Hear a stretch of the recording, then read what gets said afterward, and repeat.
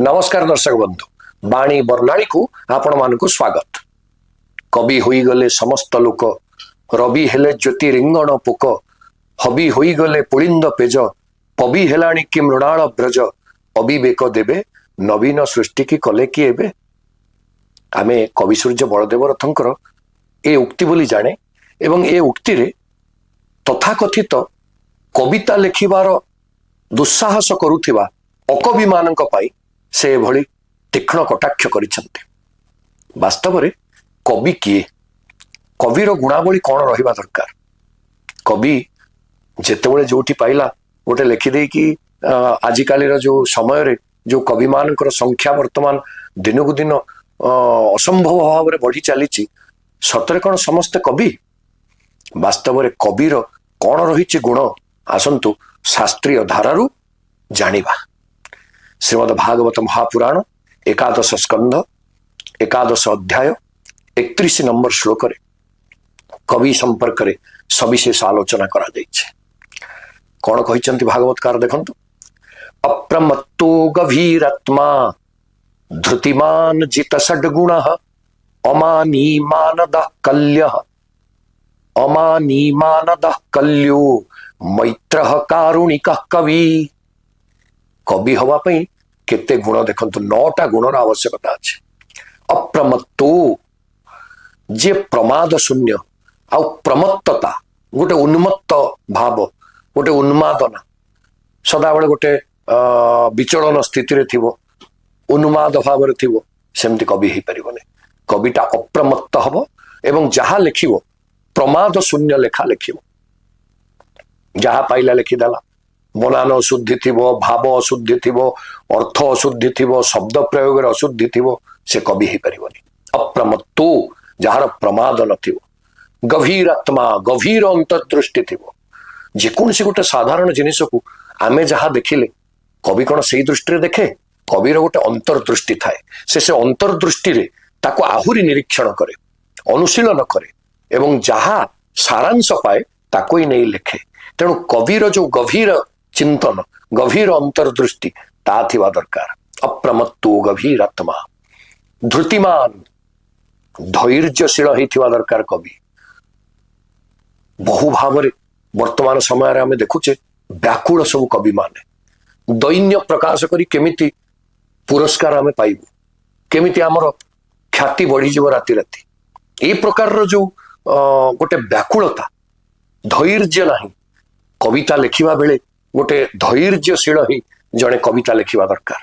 तेणु से कवितारे जो भाव प्रकाश पाइबो धैर्य प्रवृत्ति द्वारा से भाव समाहित हब गोटे संयत भाव एवं गोटे मनोज्ञ भाव प्रकटित हब जदि कविटी धृतिमान हुए। अप्रमत्तो गभीर आत्मा धृतिमान जित षड्गुण। जेते जेते आमर जो विकार गुड़ाक रही जमिति आमे से विकार ऊर्ध्वरे रहिले जाई गोटे उत्तम कवि बोली जन को परिचित करिबा।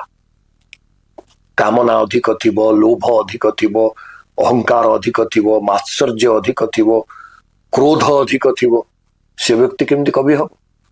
क्रोधी हेइथिबो कामी हेइथिबो जो कामी लोलुप जग माही कुटिल काक इब सब ही डराई गोस्वामी तुलसी भाषा।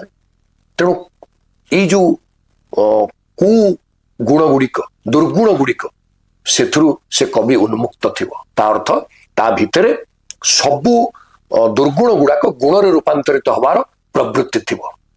तार लेखारे कामना थिबो केमती मु लेखिबी। तार बाणी सेवारे गोटे थिबो लोभ मु बाणी सेवा करिबी जेते समय मिलिबो मते बाणी सेवा करिबा को मिलु। तार क्रोध रहिबो जे निज भाषा को अवज्ञा करुची ता प्रति कविर क्रोध रहिबा दरकार।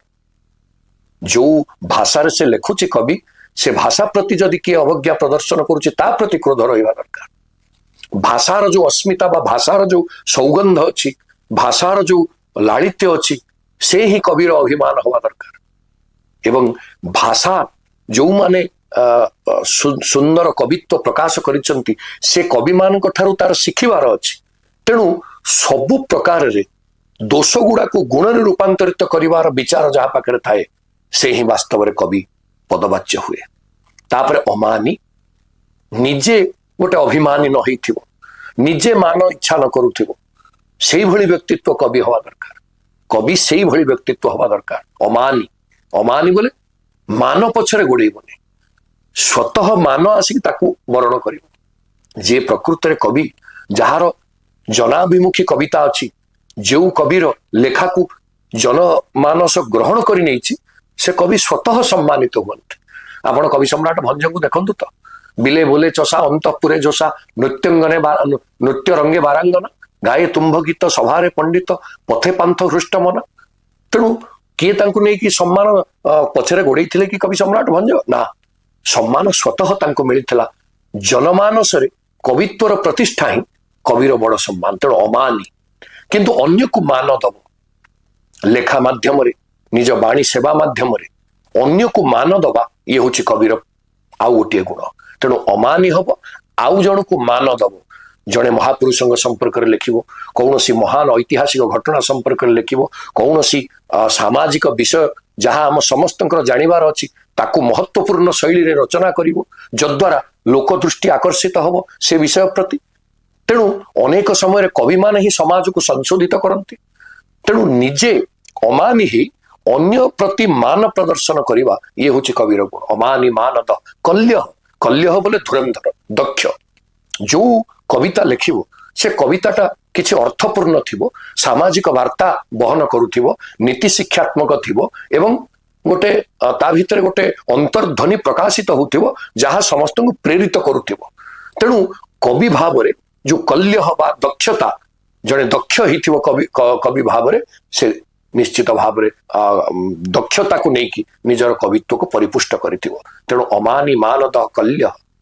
मैत्र कहा विद्वेषरु दूर रे जे कवि हबो से विद्वेषरु दूर रे थिबो ता भितरे मैत्री भाव थिबो से समस्त को आपणार करिवार मनोभाव रखिथिबो गोटे आत्मीयता आंतरिकता ए कवि भितर रहिवार आवश्यकता अछि मैत्र कारुणिक हृदय को विगलित करिवार दक्षता हृदय को विगलित करुथिवार भावावेग से कवि पाखरे थिबा दरकार कवि जदि प्रकृत समस्या को बुझी निजे ता भितरे निमज्जित नहेला निमग्न नहेला ता हृदय जदि द्रवीभूत नहेला ताहले कविता केमति आसीबो तेणु कवितार जो उद्गीरण हबो सेटा द्रवीभूत हृदय रु ही आसीबो तेणु कवि कारुणिक हिथिबा दरकार अप्रमत्तो गभीरात्मा धृतिमान जितषड गुण अमानी मानद कल्य मैत्र कारुणिक ये हूँ 9टा गुण से हम कवि वास्तव में कविर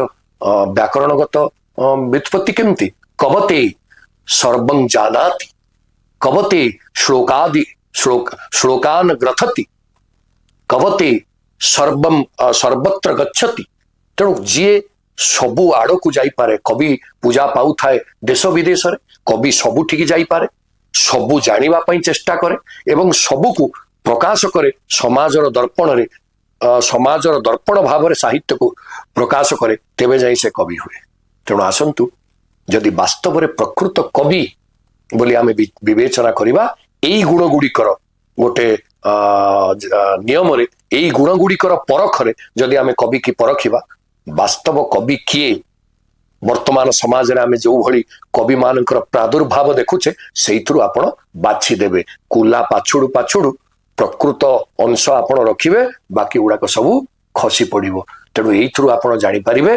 कवित्वर प्रकृत मर्यादा कौन तेणु कवि होई गले समस्त लोक यह कहवा यथार्थ थिला कवि सूर्य सेतेबेले कहिथिले आज भी से कथार प्रासंगिकतार अछि काहेकि ना सबु आडे में देखुचे कवि कवि आउ कवि वास्तव रे किए कवि आउ किए अकवि ये विचार आपणकर जय श्री जगन्नाथ वंदे उत्कल जननी।